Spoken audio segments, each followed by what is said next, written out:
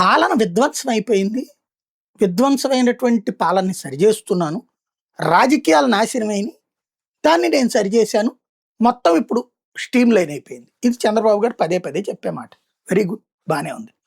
ఇంతకీ నాకు అర్థం కానటువంటి పాయింట్లేంటంటే, ఓ పక్కన సొంత పార్టీ, సొంత కూటమిలోని ఎమ్మెల్యేల మీదన అవినీతి ఆరోపణలు, దోపిడీ ఆరోపణలు, మద్యం,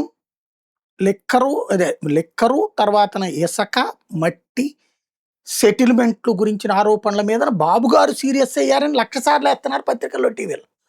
బ్రేకింగ్‌లు ఏసి మరీ ఎత్తన్నారు వాళ్ళ సొంత మీడియాలోనే. మరప్పుడు స్ట్రీమ్ లైన్ అయినట్టా? కానట్టా?